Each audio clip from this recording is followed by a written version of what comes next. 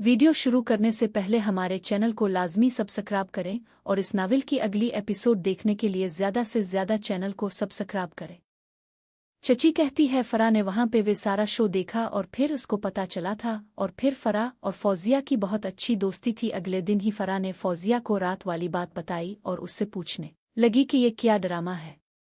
फरा कहती है पहले तो फौजिया ने बात को छुपाने की कोशिश की, लेकिन बाद में इसने फरा को सारी बात बता दी थी और फिर कई दफ़ा फरहास के घर में ही रात को फौजिया के लिए पहरा दिया करती थी।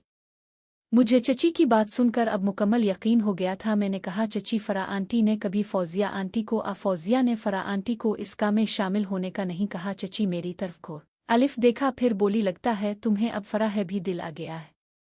मैंने कहा ऐसी बात नहीं है, मैं वैसे ही पूछ रहा था, वो भी औरत है। जब किसी को पता हो अंदर क्या हो रहा है या वो देख भी रही हो तो बंदे का दिल तो करता है ना। तो चची ने कहा वैसी फरा ने फौजिया के साथ मिलकर कुछ नहीं किया और ना ही फैसल के साथ इसने कुछ किया है। वैसे मैं कुछ कह नहीं सकती और अब तो शादी के बाद वो बड़ी खुश है, इसका मियां अच्छा खासा है, रोज देखता होगा, तो फिर बाहर मुंह मारने की क्या जरूरत है।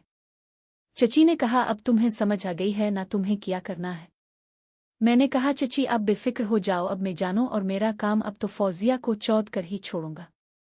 चची ने कहा जब फौजिया को मुरीद बना लोगे, हो सकता है इसके जरिए कोई और माल भी वहां मिल जाए, हो सकता है फरा ही मिल जाए। अब ये तो फौजिया पे ही है, वो क्या करती है। मैंने कहा चची कल तो साइमा आंटी का अकाउंट खोलना है, लेकिन मैं जब वापस जाऊंगा इससे एक दिन पहले आपको नौरीन को एक साथ इस देख कर जाऊंगा, अब याद रखना मेरी बात को। चची ने कहा हाँ अब तो हर चीज़ तुम्हारी साथ खिल गई है, फिक्र ना करो, तुम्हारी ये भी हसरत पूरी कर दूंगी। वैसी चची अब मेरी गुरु हैं, अपने इस्लामाबाद में ही पकी पकी मुलाकात का बंदोबस्त कर दिया है और यहाँ पे भी अब जब आओ आपके साथ वहाँ हो तो फौजिया आंटी के साथ प्यार आ गया है। मैंने कहा चची अब बताओ किस बंदे को तुम्हारे लिए राजी करना है। चची बोली तुम्हें कोई बात पता चल जाए तो पीछा नहीं छोड़ते हो। मैंने कहा अब तो इतना कुछ बता चुकी हो, ये बताने में क्या हर्ज है। चची ने कहा मेरी छोटी बहन का जो एक ही देवर है ना बिलाल, उसको मेरे लिए राजी करना है। मैं चची का मुंह हैरत से देखने लगा और चची से पूछा इस पे आपकी नज़र कैसे आ गई है। बिलाल ने मैट्रिक की हुई थी और चची की उम्मी के महल्ले में ही अपने बाप की दुकान चलाता था। बाप इसका फौत हो गया था। वो मेरा ही हम उम्र था लेकिन सेहत में मुझसे थोड़ा अच्छा था। मैं इसको जानता था, उसके साथ मेरी गुपशप थी। मैंने कहा चची इस पे नज़र कैसे आ गई है या इसमें कौन सी खास बात है। तो चची ने कहा दो बातें हैं, एक तो ये कि वो यहाँ नज़दीक ही रहता है और मेरी उम्मी के घर और हमारे घर आता जाता रहता है और उससे मैं हफ्ते में 3 या 4 दफ़ा मुलाकात कर सकती हूँ, कभी अपने घर कभी उम्मी के घर में। एक तो ये फ़ायदा है, दूसरा फ़ायदा ये है अच्छा है वो। मैंने कहा चची तुमने जब इस मुलाकात की ही नहीं है तो तुम्हें कैसे पता है कि ऐसा वैसा है। चची ने कहा वो मुझे इसलिए पता है क्योंकि जब मेरी छोटी बहन की शादी थी तो वो हमारे घर मेहंदी है आया हुआ था और इस रात काफ़ी हल्ला गला और रश भी था। तो रात को जब सब मेहंदी लगा रहे थे तो दुल्हन के पास काफ़ी रश था। मैं दुल्हन की कुर्सी के पीछे खड़ी थी तो ये भी वहाँ खड़ा था, तो इसने इतने रश में भी जगह बनाकर और बड़ी एहतियात से, और मैंने वहाँ इसको महसूस किया था तो इसका पता चला था। मैंने कहा चची जब वो आपको पूरा प्यार दे रहा था और आपको भी, तो इस टाइम ही इसको अपने साथ सीट कर लेना था। आज मुझे क्यों कह रही है। चची ने कहा कशी तुम भी पागल हो, इसके भाई की मेरी बहन के साथ शादी हो रही थी, नया नया रिश्ता बन रहा था। अगर वहां मैं अपना गिल खुला देती और कोई और देख लेता तो क्या इज्जत रह जानी थी।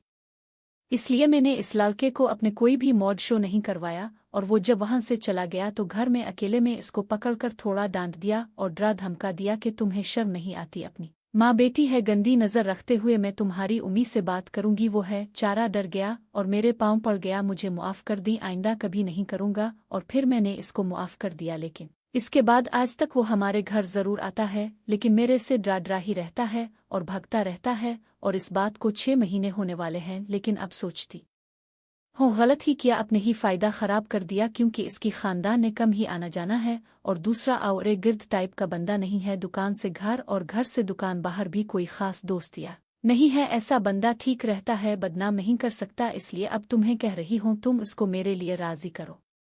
वो तो पहले ही मेरे साथ ताल्लुक़ बनाना चाहता था, लेकिन मैंने ही गलती कर दी थी। लेकिन तुम उसके हम उम्र हो, पहले इसको एतमाद में लो, फिर गुपशप में ही अंदर की बात पूछ लेना। और फिर मैंने चची के मुंह पे हाथ रख दिया और कहा अब बेफिक्र हो जाओ, आपका काम हो जाएगा जाने से। पहले ही आपकी और उसकी मुलाकात करवा कर जाऊंगा, अब बेफिक्र हो जाओ। चची ने कहा, अब उठो और जाकर कोई और काम करो, मैंने खाना पकाना है, बच्चे आने वाले हैं। मैं वहां से उठा, बाथरूम में जाकर नहाने लगा और नहाकर दोबारा आकर टीवी देखने लगा। चची किचन में काम कर रही थी।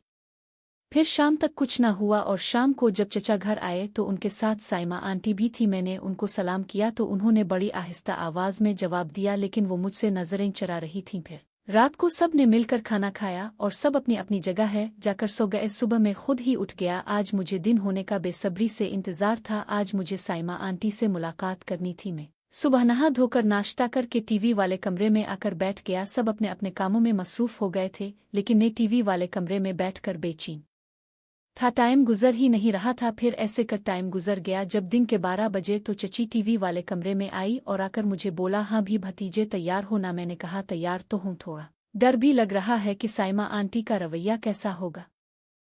चची ने कहा, डरने की जरूरत नहीं है, इसका अपना दिल है तो यहाँ तक चल कर आई है, तुम जाओ और अपना काम शुरू करो। मैं चची की बात है गौर किया तो समझ आई, चची कह तो बिल्कुल ठीक रही है। मैं भी वहां से उठा और सीधा चची के कमरे में जाकर दरवाजे अंदर से बंद किया और जाकर कुर्सी है बैठ गया। साइमा आंटी बेड पे बैठी हुई थी, उसकी नज़र अपनी झोली की तरफ थी, मेरी तरफ नहीं देख रही थी। मैं और वो दोनों खामोशी से बैठे थे। मैं साइमा आंटी की तरफ से बात शुरू होने का इंतज़ार कर रहा था और वो शायद मेरा इंतज़ार कर रही थी। फिर मैंने ही हिम्मत करने का सोचा और आहिस्ता आवाज़ में कहा, आंटी आपका क्या हाल है? क्या आप मुझसे नाराज़ हैं? आंटी ने शर्मा कर थोड़ा सा मुंह ऊपर किया और आहिस्ता आवाज में बोली, मैं ठीक हूँ, तुमसे नाराज किस लिए होंगी? मैंने कहा, आंटी फिर आप बात क्यों नहीं कर रही हैं? तो वो बोली, जवाब दे तो रही हूँ। फिर मेरी नज़र खिड़की पे गई तो वहां से थोड़ा सा पर्दा हटा हुआ था। मैं कुर्सी से उठा और खिड़की को पहले बंद किया और फिर पर्दे को आगे कर दिया। अलिफ बे कमरे में कोई नहीं देख सकता था।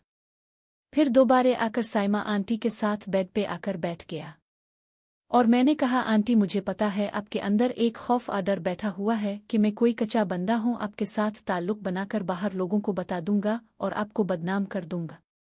आंटी ने मुंह ऊपर उठाकर मेरी आंखों में देखा और फिर दोबारा मुंह नीचे कर लिया। मैंने हिम्मत करके आंटी का एक हाथ पकड़ लिया तो आंटी ने फौरन पीछे खींच लिया। मैंने दोबारा फिर हिम्मत की और हाथ पकड़ लिया और बोला, आंटी आप मेरे ऊपर पूरा यकीन और कर सकती हैं, मैं कभी भी आपकी बदनाम नहीं करूंगा। और आपने ये कैसे सोच लिया कि मैं आपकी चची की कोई भी अपने खानदान की औरत की इज्जत को बाहर लोगों में उछालता फिरूंगा? आप मुकम्मल यकीन रखें, अगर आप मेरे साथ कोई ताल्लुक नहीं भी बनाएंगी तो भी बाहर किसी को नहीं बताऊंगा। घर की बात किसी बाहर वाले से करूंगा तो अपनी ही इज्जत खराब करूंगा। लिहाजा आप मेरी तरफ से बेफिक्र हो जाएं। अगर आपको मेरी बात सुनकर भी भरोसा नहीं है तो आप दरवाज़ा खोल कर बाहर